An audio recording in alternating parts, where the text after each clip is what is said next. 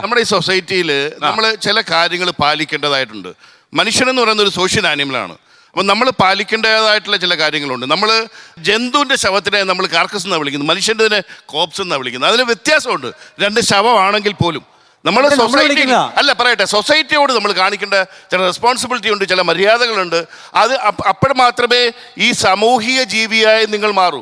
മുട്ടനാടിൻ്റെ ജീവിതമാണ് ശരി എന്ന് എത്ര സമർത്ഥിക്കാൻ ശ്രമിച്ചാലും ഈ സമൂഹം പുച്ഛിക്കുമെന്ന് താങ്കൾക്ക് തിരിച്ചറിയാൻ കഴിയുന്നില്ല എന്നത് സങ്കടകരമായ ഒരു കാര്യമാണ്. ഈ സമൂഹം നിങ്ങളെ പുച്ഛിക്കും. നിങ്ങൾ സോഷ്യൽ ആനിമൽ അല്ല. നിങ്ങൾ മനുഷ്യന്റെ കൂട്ടത്തിൽ പെടുത്താൻ നിങ്ങളെ കഴിയുകയില്ല.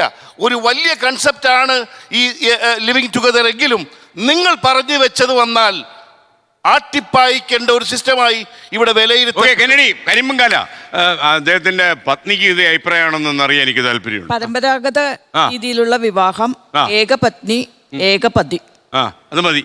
മരണശേഷം ആലോചിക്കാം, ഒരാളുടെ മരണശേഷം ആലോചിക്കാം. ബോറടിയൊന്നും ആവശ്യമില്ല. അങ്ങനെ ആവശ്യമുള്ളവര് ഈ വിവാഹ പരിപാടിയിലേക്ക് കടക്കരുത്. പാതി വഴിക്ക് ഇറങ്ങിപ്പോയാൽ പാതി വഴിക്ക് പോകുന്നവരും ഇതിലേക്ക് കടക്കരുത്. ഇല്ല. ഡിവോഴ്സോ? അതെ, നിങ്ങൾ വളരെ ആലോചിച്ചിട്ടാണല്ലോ പോയി ഷോറൂമിൽ നിന്ന് ഒരു കാറ് വാങ്ങിക്കുന്നത്. പക്ഷെ മാം, അത് എത്ര ഡിവോഴ്സാ നടക്കുന്നത്? ഇപ്പൊ കല്യാണം കഴിച്ച് 3-ാം ദിവസമൊക്കെ ആൾക്കാർ പിരിഞ്ഞു പോവുക. ആ കാലത്ത് നമ്മൾ ജീവിതത്തിന്റെ ഒരു മാരേജിന്റെ അടിസ്ഥാനം തന്നെ വിട്ടുവീഴ്ചയാണ്. വിട്ടുവീഴ്ച എന്ന് പറയുന്നത് ഈ ലിവിങ് ടുഗദറിലില്ല. അതുകൊണ്ടാണ് അദ്ദേഹം 4 കഴിഞ്ഞു 40-ആയി 80-ആയി എന്ന് അവകാശപ്പെടുന്നത്. ആ വിട്ടുവീഴ്ച അവിടെ ഇല്ല. ഞാനൊരു ഒരു സെക്കൻഡ്, ഇദ്ദേഹത്തിന്റെ അഭിപ്രായം ഞാൻ വരാം. ഇയാളിലേക്ക് ചർച്ച പങ്കാളിക്ക് സംസാരിക്കാൻ പറ്റാത്ത ഒരു കല്യാണ വീട് പോലെ എനിക്ക് തോന്നിക്കൊണ്ടിരിക്കുകയാണ്. സംസാരിക്കാൻ പറ്റാത്ത ഒരു കല്യാണ വീട് തോന്നിക്കൊണ്ടിരിക്കുകയാണ്. ഓക്കെ. അപ്പം ഇവിടെ നിരവധി തവണ ട്രഡീഷൻ എന്നും സംസ്കാരം എന്നുള്ള കാര്യങ്ങൾ പറഞ്ഞിട്ടുണ്ടായിരുന്നു. ഒരു സോഷ്യോളജിസ്റ്റ് എന്ന നിലയിൽ എങ്ങനെയാണ് മാരേജിന്റെ ട്രഡീഷൻ ഇവിടെ നിലനിന്നിട്ടുള്ളത്? വേദങ്ങൾ എടുത്ത് നോക്കിക്കഴിഞ്ഞാലൊക്കെ തന്നെ എന്താണ് ഫോംസ് ഓഫ് മാരേജുകൾ? പൈശാചികം. നിങ്ങളൊരു സ്ത്രീയെ ഇൻടോക്സിക്കേറ്റ് ചെയ്തുകൊണ്ട് ഡ്രഗ് കൊടുത്തുകൊണ്ട് റേപ്പ് ചെയ്ത് കഴിഞ്ഞാൽ അതൊരു ഫോം ഓഫ് മാരേജ് ആണ്, ട്രഡീഷണൽ മാരേജ് ആണ്. രാക്ഷസീയം എന്ന് പറയുന്ന മാരേജ്, പ്രീസ്റ്റ് ആയിട്ടുള്ള ഒരാൾക്ക് കൊടുക്കുന്ന ബ്രഹ്മവിവാഹം പോലുള്ള മാരേജുകൾ, യുദ്ധം പ്രയോഗിച്ചുകൊണ്ട്, ഭീഷ്മരൊക്കെ ചെയ്ത പോലെ യുദ്ധം പ്രയോഗിച്ചുകൊണ്ട് സ്ത്രീകളെ തട്ടിക്കൊണ്ടുപോകൽ, ഇതൊക്കെ വളരെ ട്രഡീഷണൽ ഫോംസ് ഓഫ് മാരേജ് ആണ്.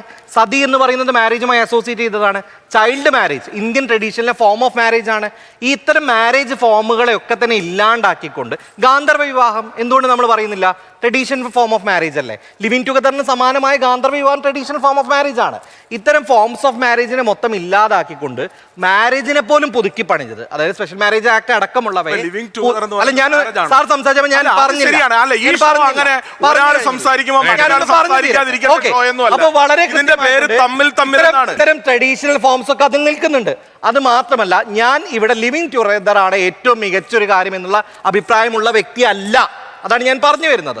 മാരേജ് എന്ന് പറയുന്ന ഇൻസ്റ്റിറ്റ്യൂഷനകത്ത് പേട്രിയാർക്കൽ ആയിട്ടുള്ള പല രീതിയിലുള്ള പോരായ്മകൾ അതിനകത്തുണ്ട്. ജാതീയപരമായിട്ടുള്ള പോരായ്മകളുണ്ട്. ലോകത്തെവിടെയായാലും ഏത് സമയത്തും 24 വാർത്തകളും ഓഗ്മെന്റഡ് റിയാലിറ്റി പാക്കേജുകളും എക്സ്പ്ലെയിനറുകളും വിശദമായി കാണാൻ ഞങ്ങളുടെ യൂട്യൂബ് ചാനൽ നിങ്ങൾക്ക് സബ്സ്ക്രൈബ് ചെയ്യാം.